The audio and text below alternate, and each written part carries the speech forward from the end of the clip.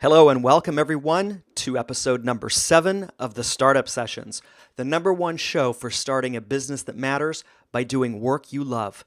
I'm Michael Knouse, and this week I have Beau Blackwell on the show, and he's the founder of War on Work, a podcast and a movement to help people who are stuck in the corporate world but want to be a thriving entrepreneur or freelancer.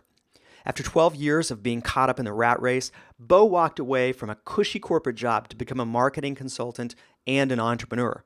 Now his goal is to help other aspiring entrepreneurs to plan their escape, overcome the fear of leaving the corporate world, and build the business that they've always dreamed of.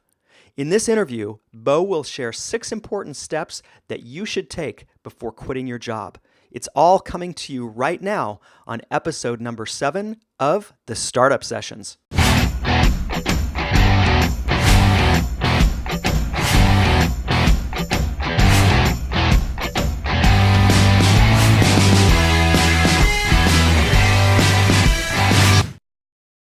Hello, everyone, and welcome to this week's episode of the Startup Sessions.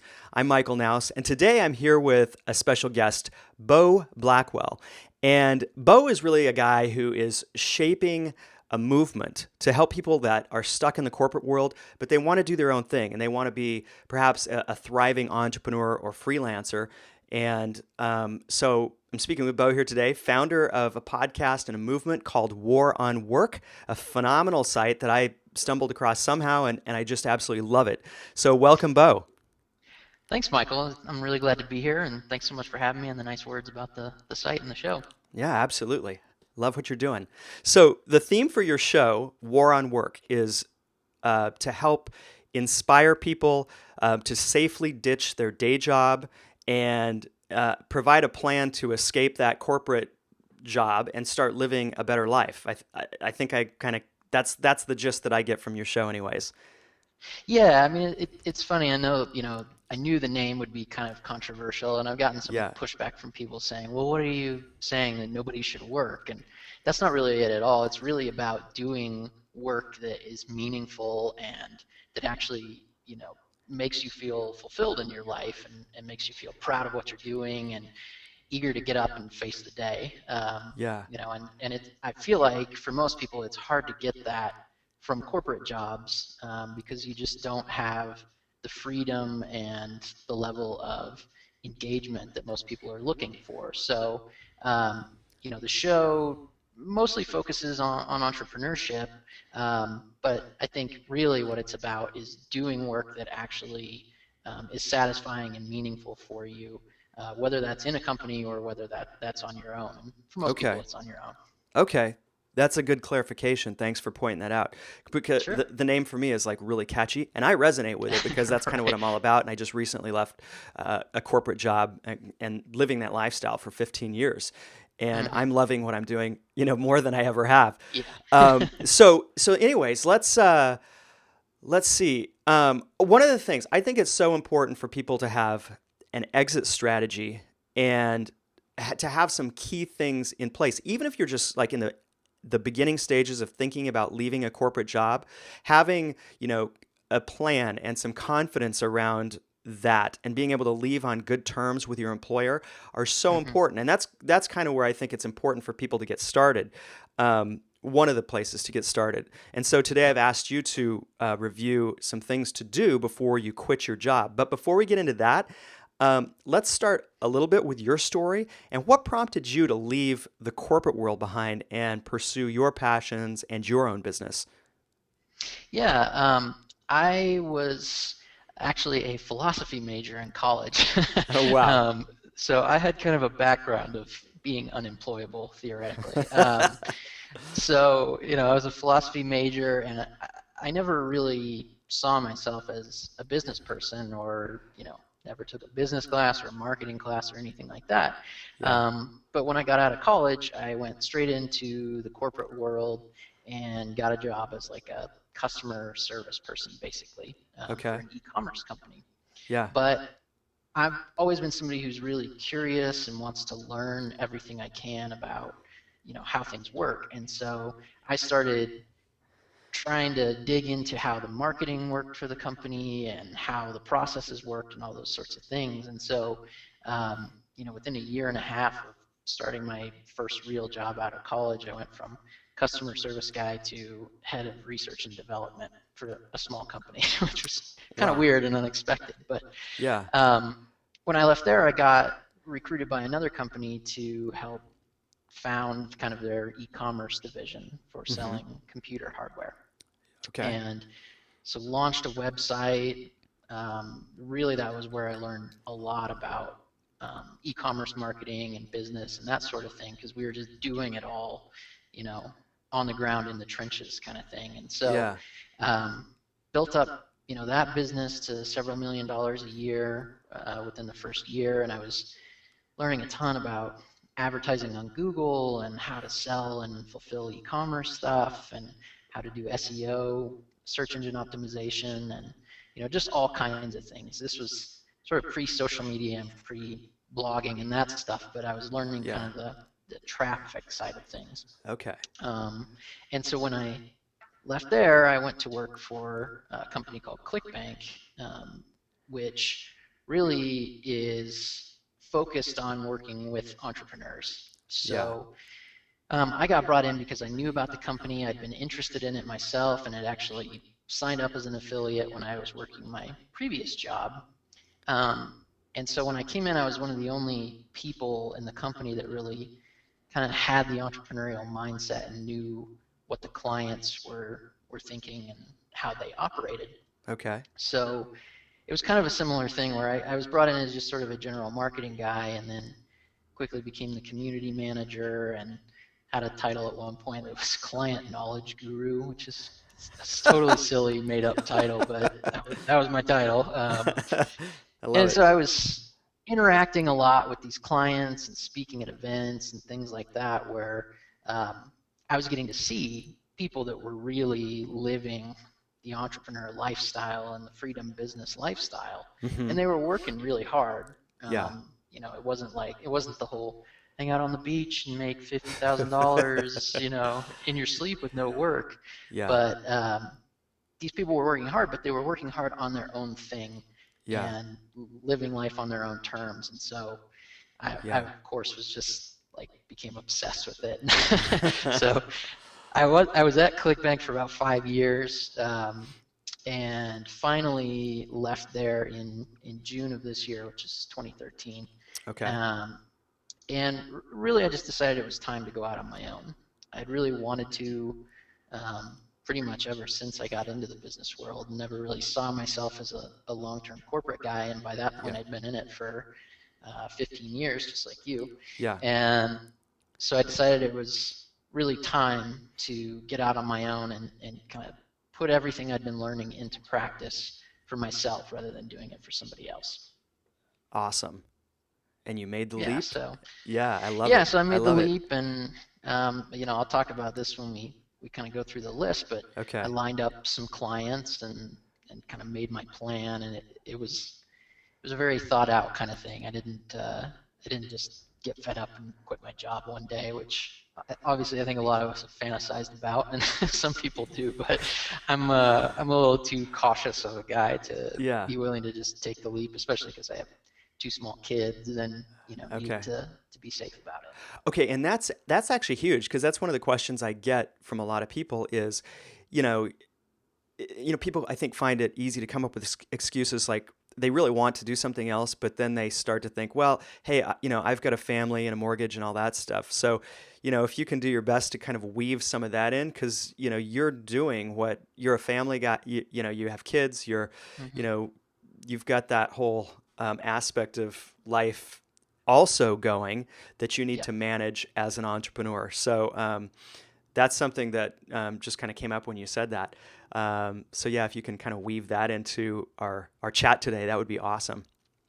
Yeah, absolutely. And that was one of the big things when I started the War on Work website. That's why I specifically have in the tagline, safely ditch your day job. Yes. It's not just ditch it and quit and leave your family out to dry or whatever.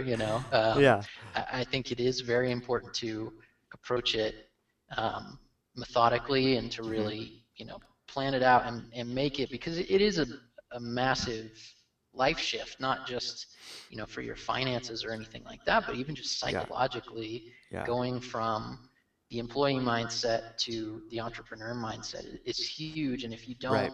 kind of prepare for that, it can be really, really stressful and hard when you get out on your own to be like, what do I do today? I, Yeah. you know, What? I don't have anyone telling me what to do. So Yeah. maybe Oh I'll just gosh. sit Yeah. on the couch and watch TV all day. So Yeah. Great. Well, let's jump into it. Let's have you dive into the steps that you've identified of the things to do, the important things to do before you quit your job. yeah, sure. So I kind of came up with this list. I was thinking about it when I'd been out of my job for maybe 3 months or so, and I was really starting to um, think about what had worked so far and what hadn't worked for me, and the things I did right in preparing to leave, and things I didn't do right. So, which the beginning ones I think I did do right, and there were some other ones that I didn't do. So, Yeah. um, the first one, and this really ties into this idea of, having a family, or figuring out how you're going to make this work when it really is your passion, Mm-hmm. is getting your financial situation in order. Oh yeah. Um, Huge. and I think this can be really helpful for people, because when you're thinking about how you're going to make that transition, it seems just so overwhelming, and you're like, well, I'm making however much, let's say $100,000 a year, or $50,000 a year, and it's going to be really hard to figure out how we're going to live on that, or how I'm going to replace my salary. Mm-hmm. When you actually sit down and look at your budget and break it out, real specifically, like, where is our money going? How much money do we have in savings? How long could we survive, Mm-hmm. without bringing in money, or bringing in a certain amount? It makes the whole thing way less daunting and overwhelming, because you can say, okay, well, I don't need to replace my income, at least not right away. Yeah. Um, if I can bring in a few $100s a month, that would be good for the first 3 months, and then after that I can be growing it and things like that. Mm-hmm. And you can kind of figure out how you're going to make it work, and get your significant other on board with it, if you feel like that's an issue that's holding you back, Okay. to really sit down and talk through it and look through it on a very detailed level, because it's easy to think, well, it's going to be a while before I'm making $50,000 a year, but you may Yeah. not need to. Yes. If you can. The other thing, part of that, is figuring out where you can cut back. Yeah. I was commuting an hour and a half a day for 10 years, and that's a lot of expenses on gas, and I was Oh going yeah. out to lunch all the time at my corporate job. And Yeah. so my wife and I talked through it and figured out all the places that we could cut stuff back, or Yeah. you know figure out ways that we could kind of shift our budget around, so that it Okay. wasn't such a hardship, and that we could make that work. So Okay. getting your financial situation in order, and really figuring out where you are now and where you need to be financially, Mm-hmm. is a huge help before you leave your job, rather than just taking the plunge and then being like, oh crap, we can only survive for 2 weeks before Yeah. we're Oh out of gosh. money. Right. Yeah. No, I'm a huge believer in that too, and having that clarity, because there's something about, just mapping that out and having a clear picture that also gives, for me, a lot of confidence. Just knowing the reality of the situation and being able Hmm. to, put some, you're never going to be able to plan things exactly and how they'll work out, Yeah. but just having clarity around that, around your financial situation, that's a big one for me too. So I can't overemphasize that enough. Yeah, for sure. And I think it makes it easier to figure out what you need to do from a business standpoint to reach those goals. So if you look at your budget and you say, okay, well, all we need to be doing to sort of break even Hmm. for the first few months is making $1,000 a month, or whatever it might be, then Yeah. you look at it and you say, okay, well, that means I need to bring on 2 clients in the first month, or something like that, where Yeah. you give yourself really measurable goals to work off of, and you can break it down into much more manageable chunks, rather than this big number of, okay, I need to bring in $1,000 or $5,000, and I don't know where it's going to come from. Yeah. um, Yeah. And Looking, yeah. If a lot of people, I think, in a corporate job too, you're making a good salary, and if you're thinking, do I need to replace my six-figure salary before stepping away to pursue what I really want to do? You may never get Hmm. around to it because there is Yeah. that point where, maybe just like you said, if you take a real look at things, maybe you don't need to be making a six-figure salary for Right. a few months or a year or whatever. Maybe you can, start doing that thing that you love to do and work towards that, and at some point, step away from the job that's not serving you in the meantime. So great Hmm. point. Cool. All right, Cool. what's next? The second one is to start building or growing your support network. Okay. Um, and in some, so one part of that is like business networking type of stuff, like meet the people that could be potential partners or clients or customers. So getting out there, starting to join meetup groups in your area or participating in online groups where you're going to be able to get support from people and potentially meet your customer base or that kind of thing. Yeah. But I also just mean kind of growing your support network in terms of getting people around you on board and supportive of you, because I can tell you, I mean, one thing that I kind of wasn't prepared for when I left my job, and you may have experienced this too, is it can be pretty lonely to be working at home by Oh yourself, yeah. Yeah. not going into an office and having, water cooler chats or Uh-huh. that kind of thing. It's weird suddenly being at home by yourself. So, Yeah. like one thing I did, and I wish I would have done it earlier, but I just started it a couple months ago is like a solopreneur meetup group, Oh, I love um, that. where I just said, hey, people in the area, let's just get together and get coffee and talk about our businesses and how things are going, and figure out how we can help each other, because um, most of my friends and contacts are all online, and it's Yeah. very different talking with people over Skype than it is actually sitting down face to face. And Yeah. you'll find too that, which I'm sure you found, that most of your friends will still have day jobs, and so It's true. Yeah, that it's very true. they can't meet you in the middle of the day to hang out and chat. So, Yep.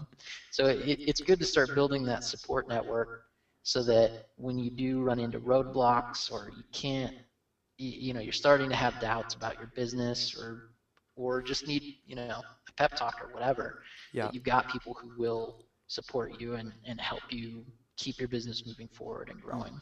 Yeah, that's a big one. I've just recently, this is the first, actually, November was the first month I did this. I just kind of made it a goal to meet like one new person, like sit down over coffee or tea or a beer or whatever, and like really get Hmm. to know them. But somebody who's in alignment with what I'm doing in my space of growing a business that has online components, and really getting to Hmm. know that person. So I I did that. I had my first kind of meeting with someone last month, and it was great. And it's amazing how I walked away from that, hour time with that person just reinvigorated and more Yeah. excited. And this person's been doing it longer than me too, so was able to share a lot of insights. So yeah, that's huge. Starting to build that support network. Um, Absolutely. Yeah, and Yeah. I think, to your point, something that people don't necessarily talk about that much, but I think is really important and encouraging for people is I've found the entrepreneurial community to just be incredibly supportive of each other. It's not like the corporate business world where it's like this zero sum game where Hmm. if you get promoted, it's at somebody else's expense. So nobody in your company really wants to see you get promoted, Oh yeah. um, or you're going against your competitors in the same space and you hate each other and you want to see each other fail. In the entrepreneurial world, there's very much this attitude of the rising tide floats all boats, and Yeah. they're just so excited to see other people kind of living their dream and getting out there and getting in the ring and taking a risk, that um, you'll find that when you do reach out to people and connect with them, if you're doing it because you genuinely want to meet and support somebody, not doing it because you think they can give you something, Yeah. um, that people will just be incredibly supportive and encouraging of you. And you don't experience that until you actually start taking some risks and reaching out to people and trying to make those connections. Yes. Oh, I love that. And then, another just one more thing to piggyback on that is what I've found too is well, with the person that I reached out to, like he was like so open and willing and so great about sitting down and meeting. And my initial thoughts were, oh well, he's going to be too busy or not going to have time or doesn't know who I am. So should I really reach out? Um, and like you said, he was so welcoming to just the idea of sitting down and talking about, something that I think we all that are entrepreneurs love so much, which is growing our business and doing what we love. And we're passionate about that. So it was, yeah, I think that's something to keep in mind when you're thinking about reaching out to people is, hey, chances are they would love to sit down and chat with you and brainstorm with you and connect with you. Yeah, So, absolutely. I mean, I think one thing that's great. Oh, I was gonna say one thing that I think is great about entrepreneurs is that so many of them do have that kind of abundance mindset where they feel like, well, hey, I should take a chance on hanging out with this person because you never know what they could teach me, or yeah. they may be the next superstar, and if I don't take that opportunity to meet them, like I could be missing out. So I Hmm. think Yeah. you do find that a lot more in the entrepreneurial community than you do elsewhere. Yeah. Cool. I agree. All right. Okay, good. So step three, what's your next step for us? Yeah, step three, and you actually kind of mentioned it real briefly at the beginning, is to leave on a high note and figure out what you need to do to leave on a high note. Okay. Obviously, you want to have a good relationship with your employer after you leave your company. I think it's a lot of people's dream to go in and tell their boss what they really think, set a fire on his desk or something. I don't know, but you're going to get a lot further if the company has good memories of you. In a lot of cases, you might be able to do some consulting work with them or contracting work Oh after you yeah. leave, which I've done a couple of times, and that's Hmm. great. I mean, continuing to get paid by your old company after you've left is a pretty cool feeling. Yeah. Um, and you never know who they could refer you to as well. Yeah. They may point people your direction, or you at least want to leave on good terms with your fellow coworkers. And I've worked with people who, when they left the company, it was like they decided to burn all their bridges in the last 2 weeks after they gave their notice, and it's just stupid and counterproductive to do that kind of thing. So, Yeah. um, not only like giving your company a good opinion of you before you leave, but it's a great opportunity once you've made that decision of I'm going to leave, and I know what I want to do, and um, here's where I want to be. Hmm. That gives you the opportunity to kind of look for places in your job or in your company where you could work on projects that are going to help you get experience in that new area, or teach you something, or give you some credentials that you can use once you're out on your own. Hmm. Um, and once you've already made that mindset shift, it's like, why not take the risk and Yeah. try those things, rather than most people, I think, at companies are pretty risk averse because they don't want to screw up and get fired. But Yeah. once you've made that decision, you're going to go out on your own. Just do it. Start Yeah. volunteering for projects and trying to look like a superstar and Yeah. getting experience that's going to help you once you're out on your own. I love that approach. That's something I think that would be overlooked by a lot of people. But taking that approach of being, taking some risks that would actually help accelerate you into your new adventure, your new business, your new, working for yourself. That's brilliant. I love that. I've never really heard anybody say that as a part of here's something you should do before, you quit your job. So that's a unique approach, and I really like it a lot. I think it's Good, great. good.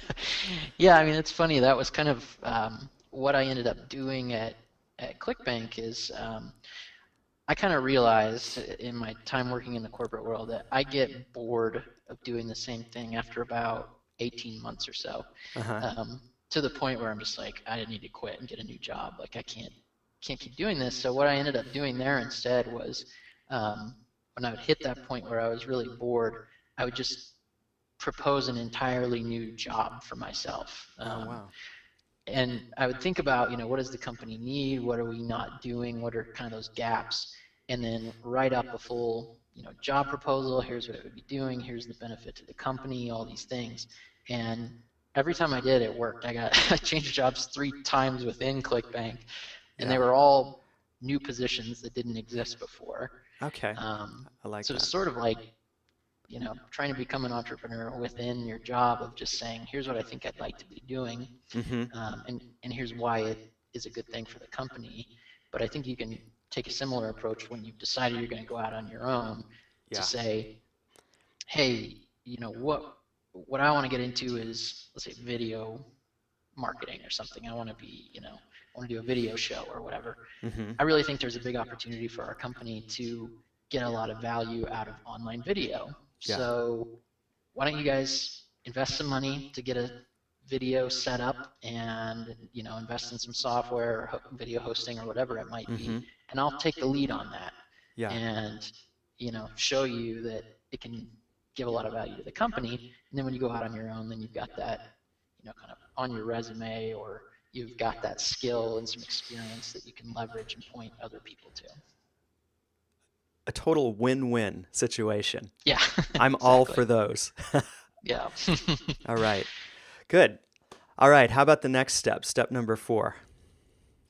So step number 4, which is one that I think a lot of people don't do, or at least are afraid to do, is to go out and get a customer.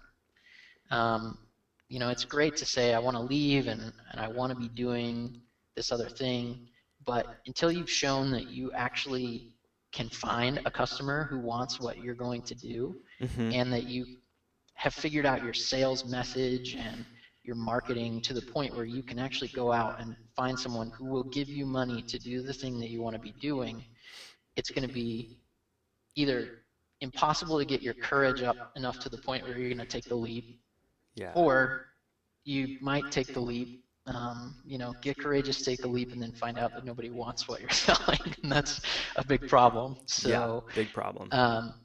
You don't have to line up a huge paying customer or be trying to do anything like, I'm going to replace my income with 1 or 2 customers, but, practice figuring out what your product or service is, what your sales message is, what your positioning is of, how am I going to be different than what's already out there, or what's unique about me that would make people want to hire me or give me money for my product or that kind of thing. And actually, figure that out before you leave, so that it's not, you quit and then day 1 of your new life, you're like, oh boy, where do I go get customers, or what am I about, that kind of thing. So it's sort of the lean methodology, which is, about figuring out kind of what your minimum viable product or service is that would be enough to get people on board. And then as you kind of figure that out and improve it, you can keep making it better and better and get higher level clients and customers and all that kind of stuff. But, you want to have that figured out in advance rather than trying to figure out after you've already left. Yeah, I love this one. This is a pet peeve of mine too. And part of it's because I think that's because that's what I did. I started blogging, and blogging in and of itself, for those of you who don't know, doesn't really make you any money. But I started coaching some people on the side that were up to the point of the success that I had. And it gave me a tremendous amount of confidence that, number 1, what I had to offer was in demand, and 2, that people were actually willing to pay me something for it. So it was a huge confidence booster. And when it came time, I actually was laid off in August. So it was great to have a little bit of income coming in from something that I was interested in when that happened, because it gave me the confidence to just jump right in full steam ahead on being an entrepreneur rather than having to start looking for another job. So I'm just a huge advocate of that step, and I'm so glad that you have that in there as one of the 6 things to do before quitting your job. That's all. I'll just stop on that, because I could go on rant on that all day long. Yeah, well, I do think another important kind of aspect of that's overlooked by a lot of people is that it also helps you figure out, do I really want to be doing this, or are these really Mm, the customers that I want to have, or who are the customers I don't want to have? yeah. Because I think for a lot of people, they envision what their business is going to be like, but they're kind of only thinking of the positive side of it, or Mm-hmm. they Yeah. aren't really seeing the inside of it. So, one of my kind of mentors and coaches is a woman named Valerie Young, and she talks about how when you're figuring out what you want to be doing, that you've got to think about, what do I want my life to look like? Yeah. And so, a lot of people, the kind of examples she gives are, a lot of people are like, well, I'd love to just run a little B&B, bed and breakfast kind of hotel, or I'd love to run a coffee shop. And it's like, well, do you really love getting up at 4:30 in the morning to get your day started? And, if you're running a B&B, to be at the beck and call of people all day and doing Yeah. laundry and all this stuff that you don't think about until you actually get in there. And it's not that different for if you're providing a service or something. So if you're Mm-hmm. doing coaching or marketing consulting, if you're doing coaching, do you want to be on the phone all day with people? Yeah. Or do you want to have to answer 50 emails a day? Or would you rather do something that's maybe a little less hands-on? So Yeah. getting a customer lets you kind of figure out in advance, like, ooh, wait a minute, that's not Yeah. what I want my life to look like. I don't want to be tied to my phone for the next 20 years. Yeah.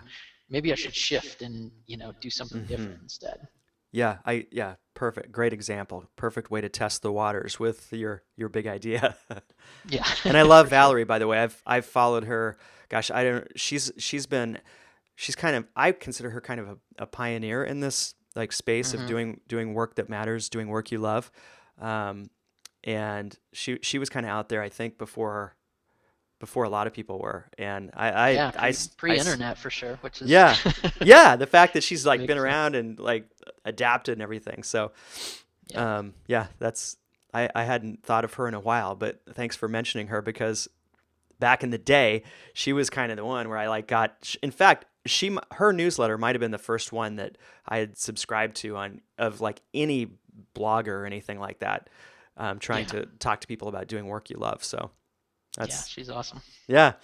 Okay, I love that. I love getting a customer and finding out if this is really what you want to be doing and making some money before taking the leap. So, great one.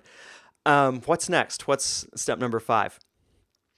Yeah, so this is the one that I did not do like I should have Okay. before I Okay. left, and I realized how helpful it would have been to me if I would have had it in advance, and that's to develop a 30, 90, and 180-day plan. Okay. Now, obviously, like you said, and like everybody knows, your plans are going to change and things are going to happen where it's going to shift, kind of what you were expecting, or opportunities are going to come up, or that kind of thing. But why I think it's important to have a plan, and I mean, this is like not just long-term strategy, like I'm going to, build a business that does blah, blah, blah, but specific tactical things like, here's how I'm going to go out and find customers. Here's, where I'm going to advertise. I'm going to spend a couple of weeks really honing in on my sales message and that sort of thing. Yeah. Um, I think that's so important because, and this is what I experienced, and why I think it's so important now is you get out on your own, and like I said earlier, you don't have anybody telling you what to do. And so there are some True. days where you just wake up in the morning and kind of look around and you're like, oh crap, I don't know what the next step is. I feel Yeah. uh, completely lost and kind of adrift. And Yeah. so I think when you sit down and make up a plan, you always give yourself something that you can be working on, or a next step that you can be moving forward on, so Mm-hmm. that you don't have so many days where you just feel like you don't know what to do, Yeah. or that you're completely lost. So having those plans, being open to change them, obviously, but Yeah. thinking kind of both short term, and really I think the 30-day plan is almost the most important one, because when you get out there and you want to get going, it's really easy to feel really excited for the first week, and then you hit the second week and you're like, I haven't made any progress yet. Uh-oh, maybe this was a huge mistake. And, and then you start to have these mental breakdowns about whether you made the right decision, all this kind of stuff. So Yeah. I think having even just that really short-term plan where you can Yeah. say, I know what needs to be done. I know I'm going to have some struggles and some challenges, but I'm just going to keep working the plan. Yeah. And things will happen. Yeah. I think that's the reason it's good to have that. And I didn't. I left and then was like, great, now let's figure out how to grow my business. And was like, uh-oh. All right. So I think doing that in advance will give you that confidence, and also will just make that transition easier so that it's not such a huge shock to your system when you don't have assignments or people telling you what to do. Yeah. Yeah, it is, because it is a huge transition. You're right.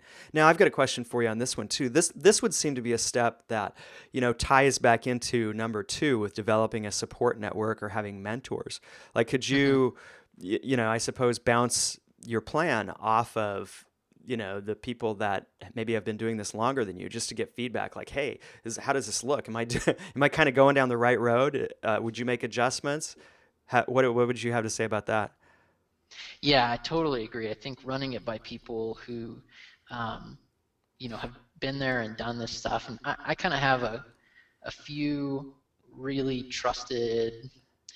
They're friends, but I would also kind of call them mentors. Where, I have friends where they encourage me no matter what I'm going to do, and so I love telling them what I'm excited about, and kind of getting them on board and encouraging. But I also know that they're going to say it's a great idea no matter what, or tell me I'm doing the right thing no matter what.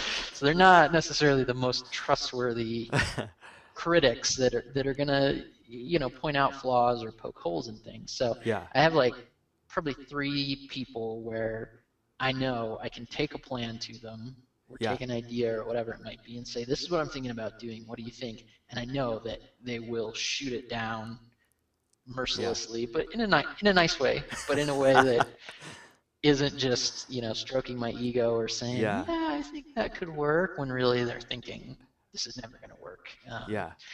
And so I think taking it to that network that you built, even taking it to people who aren't necessarily in the same space you're in, but they might have experienced similar issues or challenges in whatever their industry or niche is, and they can say, well, here's how we did it. I know you're thinking about trying to grow it all through social media, but what if you did some paid advertising, and I think you could do it inexpensively and grow your business even faster, those kind of things. So I think running your plan by people is an excellent idea, because it is easy to get totally in your own head as an entrepreneur and feel like I can do this all by myself and it's all on me, but other people can help make it so much easier. Okay. All right. Great. Okay. Last step number 6. What do you got? All right. So this one is one of my favorites, and I did this myself and just told some people about it that I worked with, and everyone who did it hit this as well. So it's to set a deadline, to set a quit date, because otherwise you will keep pushing it out forever. And when you set a deadline, and it doesn't have to be a month. I think with mine, I think I set it for 3 months out, and ended up leaving after 2 months. So because I went out and got some customers and clients. And realized, okay, I can make this work and make a go of it. So, but setting it puts a lot of things in motion, and that's what I love about it. So you realize, I've got to stop making excuses. I've got to do the work if I'm really going to hit this deadline, and I'm serious about it. And you got to tell people about it, not your boss, obviously, but friends and family members, and tell them I'm really serious about this. Keep me accountable to it. Ask me how it's going along the way, instead of just, getting up to the point where you're at your deadline and you haven't actually done any of the work. So, put it out there to people and get them to keep you accountable to it. But it also lets you break things down into steps, like I was talking about earlier, where you can say, okay, well, if my quit date is 3 months out, in the first month, I've got to make a bunch of progress on these specific things. I've got to start building my website, or figuring out how I'm going to go out and get clients, or figuring out who my clients really are, and that kind of thing.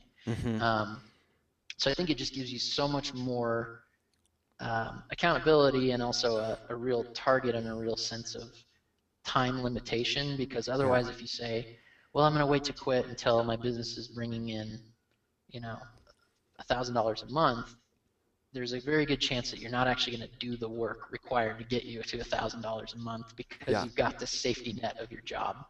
Yes. Or you can say, well, I'm really tired, so I'm just going to watch TV instead, or that kind of thing, Yeah. So setting a deadline, I think, is huge. Okay. Yeah, I love that one. I don't know of anyone that's quit their job that's felt completely ready to quit their job. No. It's I feel almost fortunate in my situation, because I had targeted a date that I was going to step away, and before that date came, our company laid off our whole division. So it by default, I had my date set for me. There you go. But that's not necessarily the best way to go. So, because that's huge, being able to set a date and stick to it.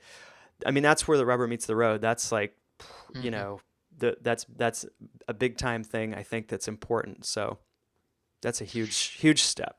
Yeah. Yeah, and you're absolutely right that I don't think anybody ever feels ready. It's like, the analogy that I feel like it is like having kids. Yeah. Where, it's easy to say, well, we're not making enough money to really be able to support having kids, so we're going to wait to have a kid until we feel financially ready. Yeah. I don't think anybody ever feels financially ready. Eventually, you just got to say, we want to do it, we'll make it work, and we'll figure it out. And it's the same way with being an entrepreneur. I mean, no amount of money is ever going to feel like enough. Yeah. Where, and I've known people where they were making 6 figures from their side business and were still working their day job because they weren't ready to, to take that plunge yet. And I'm like, that's great. I mean, if you like your day job, that's one thing. But if you're unhappy, but you don't have a real sense or a real specific date or number to say, once I reach this, or once 3 months is up, I'm leaving. Yeah. So I better get cracking on it. It's easy to just let it drag out forever. Yeah. So good. All right. Cool. Well, there you have it. 6 steps. There it is. 6 steps to take action on before quitting your day job. I love that. Those steps are all extremely actionable and would give anyone a huge boost of confidence to have them in place before quitting your day job. So thank you so much, Beau. Yeah, absolutely. Awesome stuff. One thing that a question that I like to ask all of my guests is I love adventure. I love to ski and mountain bike and run and so forth. So I always like to get a little flavor for what your favorite adventure activity is, or maybe something adventurous you've done in the past 6 months or something. Well, I have 2 little kids, so I don't get super adventurous these days. But, that's an adventure in of itself. Actually, my kind of adventure that I've been doing, and it's what, I love talking about at this point anyway, was I actually started writing and publishing children's books. Oh, wow. About 3 months ago.